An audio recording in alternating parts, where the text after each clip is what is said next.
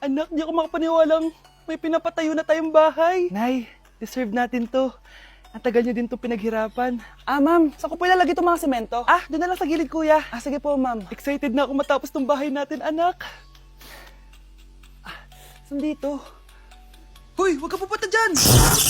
Grabe nangyari sa kanya. Naman siya. Ba't ang daming tao? Engineer, anong meron? Ma'am, yung isa sa mga trabahador namin, na kuryente tapos natabunan ng semento. Ayun, namatay. Ha? Paano nangyari yun? May nag-utos ata sa kanya na ilagay yung semento sa gilid. Madami live wire dun eh. Ay. Ang problema, ma'am, kung tatanggalin pa namin yung katawan niya sa ilalim ng semento, baka hindi agad matapos tong bahay niyo. Hindi pwedeng hindi matapos agad tong bahay na to. Di bale, babayaran ko na lang yung pamilya nung namatay. Nay, sigurado ka ba? Sige po, ma'am. Sige na, ituloy niyo na yan. Congrats po, ma'am. Natapos din yung bahay niyo. Ang ganda, di ba? Wow, ang ganda. Maraming salamat, engineer. Una na po ako, ma'am. Anak, tara, pasok na tayo. Wow, ang ganda ng loob. Nay, hindi talaga ako mapakali na may bangkay dito sa ilalim ng bahay natin. Huwag kang okay, anak. Kasalanan niya naman kung bakit siya namatay eh. Ay, matutulog na lang ako sa bago kong bahay. Wow, ang ganda ng kwarto ko. Ano yun? Kasalanan mo kung bakit ako namatay. Nay! Kuya, sundan mo yan. Sige po, ma'am. Sinasabi ko na nga ba eh, may tinatago ka sa akin. Ayan, kuya. Huminto ka dito. Magloloko ka na nga lang sa matanda pa. Hoy, bayad mo! Humanda ka talaga sa akin.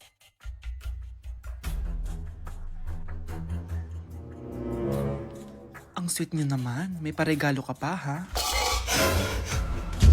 Ano yun? Scarlett? Anong ginagawa mo dito?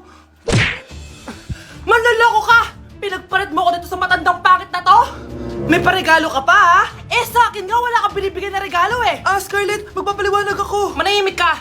At ikaw naman, matandang pangit, sayong-sayo na tong boyfriend ko. Magsama kayong dalawa. Aba, walang respeto tong girlfriend mo, Ano pinagsasabi mo, Scarlett? Nanay ko to.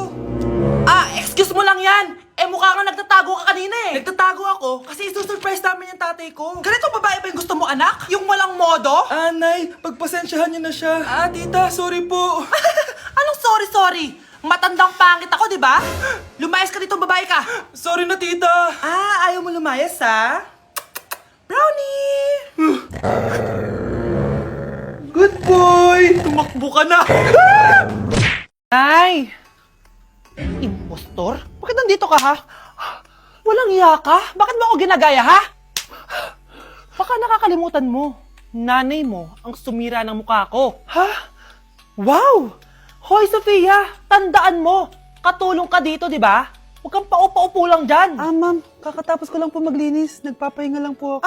Talaga sumasagot ka pa sa amo mo, ha? Nay! Ang dumi pa dito, oh! Hindi niya ginagawa na maayos yung trabaho niya. Walang iya ka? Madumi pa pala dito? At nakuha mo pang magpahinga dyan? Paano nangyari yun? Ma'am, nilinis ko na po yan. Maniwala po kayo. Eto. Yung mukha ko! Ang sakit! Ayan, pati mukha mo, dudumi na. Umalis ka na dito! Tatanggalin na natin ha. Buti na lang talaga mabilis kang gumaling. Ayan, kuhang-kuha yung mukha ng pinapagaya mo. Dok, kamukha ko nga siya. Pinag-ipunan ko talaga to. Nagtataka lang ako. Yung ibang tao, mga artista yung pinapagaya ang mukha. Yung sa'yo parang normal na tao lang yung pinagaya mo. Dok, may kailangan lang akong gawin. Kung ano man yan, mag-ingat ka ha. Ano? Ikaw si Sofia? Napakawalang ya mo din no? Niloko mo pa kami! Mas walang ya kayo, mga hayop! Nay, baka gusto niyo ulit mabuhusan ng asido sa mukha? Asido? Gusto mo lang round 2? Eto, round 2! Sige, ibuhos mo! Naka-live ako, Ipakita nyo kung sino talaga kayo! Ano? Alisin mo yan? Ano? Takot na kayo, no? Tignan ko na lang kung hindi kayo masisira sa mga tao. Hindi kami pwede masira.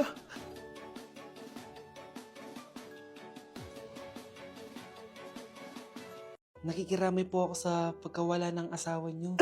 Masakit pa para sa amin ang pagkawala niya. Kailan pala namin makukuha yung mga ipapamana niya sa amin? Ipaprocess pa po namin yun, ma'am. I-update na lang po namin kayo. Sige po, attorney. Sakit ng pagkawala niya. Nay, tignan mo, may medal ako. Ano namang paki ko dyan? Di ka ba proud sa akin? Hindi. At wala akong paki sa'yo. Iniwan ka na ng tatay mo, di ba? Kaya pwede ka nang umalis dito. Bakit ka ba ganyan sa akin, Nay? Huwag mo nga akong matawag-tawag na nanay dyan. Kadiri! Hindi kita anak. Ang nanay mo, wala na. Malandi kasi. Nay, gutom na ako. Ay, gutom na baby ko. Wait lang, mag-order ako ng steak for you, ha? Yay! Steak, my favorite! Ampun lang pala ako. Nasaan na yung totoo ko, nanay?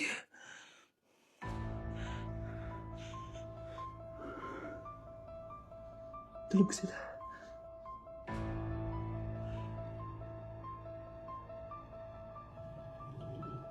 Nasaan na yun?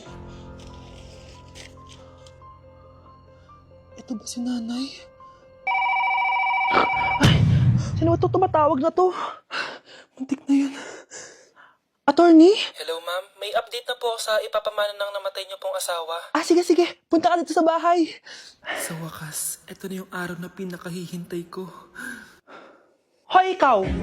Pag dumating dito si attorney, magtago ka. Hindi niya pwede malaman na may isa pang anak ang asawa ko. Sige po. Ma'am, nakuha na po namin yung last will and testament ng asawa niyo. Ang nakasulat po dito ay, ang 50% ng kayamanan niya ay mapupunta po sa inyo. Ha? Mali ata yan, attorney. Dapat 100% ang mapupuntang kayamanan niya sa amin. Kami lang ang pamilya niya eh. Bali ma'am, ang nakasulat po kasi dito ay ang isang 50% po ay mapupunta sa isa niyang anak. Ano? Baka yan yung isa naming anak na nawala? Oo, sa amin na lang yan. Ako ang isa pang anak ni Ramon. Nak, kunin mo yung cellphone ko sa kwarto. May tumatawag ata. Sige po, Nay. Sabi cellphone ni nanay. Anak, bilisan mo naman. Ay, salamat naman. Nakatae din. Scarlett, ba't nandyan ka? Di ba pinukuha ko sa cellphone ko? Pinagsasabi mo, Nay. Kanina pa ako dito sa loob. Nay, ito na po cellphone niyo. Sino yan, Nay? Bakit kamukha ko? Teka lang. Bakit dalawa kayong Scarlett? Nananaginip pa ako? Nay, ako yung totoong Scarlett. Ha? Sinungaling! Ako to, Nay! Ang totoong Scarlett! Sandali nga! Hindi na ako matutuwa sa inyong dalawa, ha? Isa lang ang solusyon dito. Magtatanong ako at kung sino makasagot ng tama, siya ang totoong Scarlett. Unang tanong, saan ako may balat? Balat? Nay! Sa puwet! Nay! Sa kifi. Tama! Kifi. Ha? Totoo ba, Nay? O, diba, alam ko. Susunod na tanong. Ano ang timbang ko? Mukha kang 100 kilos, Nay.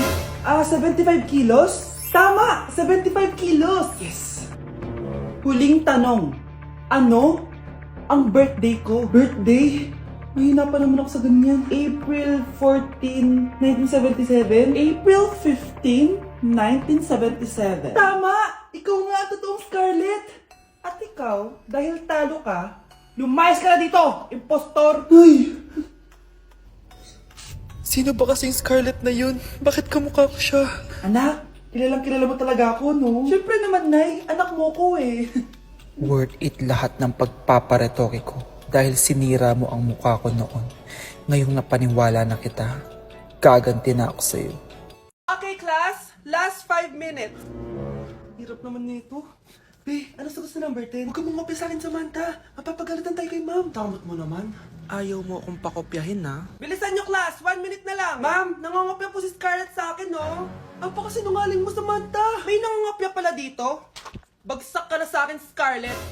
Apakasama talaga ng ugali mo, Samantha. Nay! O anak, anyari sa'yo? Binagsak ako ng teacher ko. Naniwala kasi siya kay Samantha na nangopya daw ako. Totoo ba yun, Scarlett? Hindi, Nay. Siya talaga yung nangopya sa akin. Walang iya yan ah. Humanda siya sa akin. Tara, anak. A few moments later. Ma'am, bakit niyo po kami pinatawag dito? Kasi yung anak mo, sinungaling. Siya naman talaga yung nangopya kay Scarlett eh. Hindi po totoo yan. Para malaman natin kung sino nagsasabi ng totoo sa inyong dalawa, mag-quiz na lang kayo ulit. Patay ako nito. Humanda ka ng mapahiya, Samantha. Okay, time's up. Pass your papers. Scarlett, naka-perfect ka.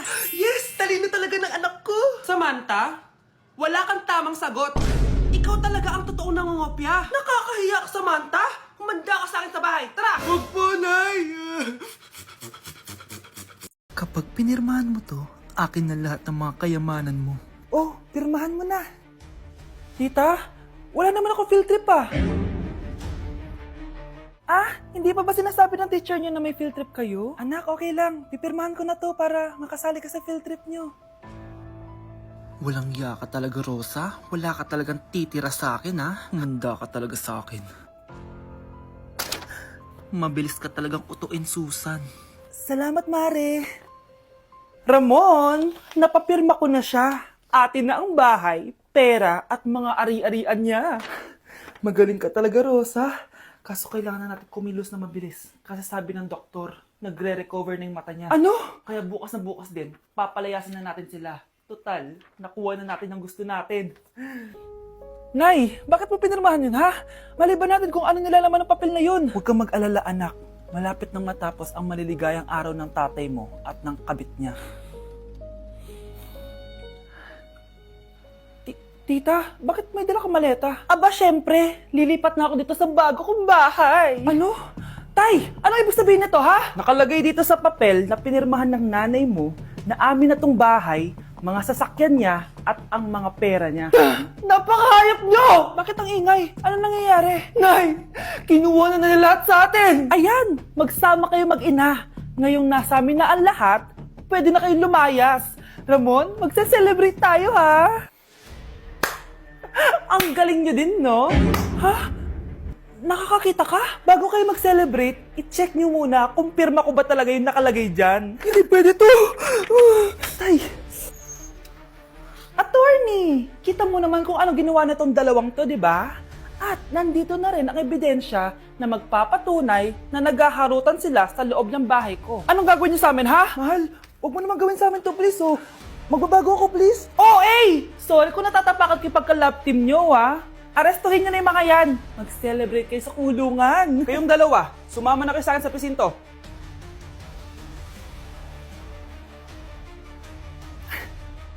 Ikinalulungkot ko pero hindi na siya makakita. Masyado nang malala ang damage sa mata niya. Mahal, hindi tayo susuko, ha? Gagaling ka. Mahal, huwag ka na magpa-stress. Ginawa naman natin lahat, di ba? Mahal, magpahinga ka muna dito, ha? Luto lang ako ng pagkain. Hi, Ramon. Rosa, bakit nandito ka? Balita ako, wala nang pag-asang makakita yung asawa mo. Ibig sabihin, magagawa na natin lahat ng gusto natin. Shh! Huwag kang maingay. Masisira plano natin. Sinasabi ko na nga ba, may pinaplano kayo ni Rosa. Mahal, kain ka na nito paborito mo. At talagang hinahayaan mo lang dito si Rosa, ha?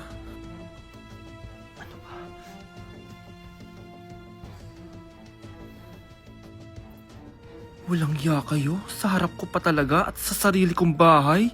Tay, nabalitaan ko yung nangyari kay nanay. Ipagdasal na lang natin na gumaling pa rin siya, anak. May CCTV dito sa bahay. Kailangan kong makuha yung mga files na yun. Nay?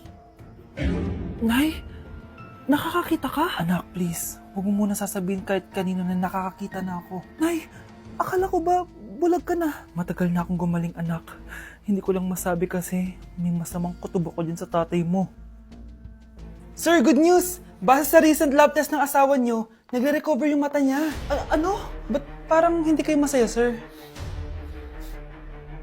Uy, Mare, may field trip kasi yung anak mo. Kailangan ng pirma ng parents. Rosa, sumagot ka.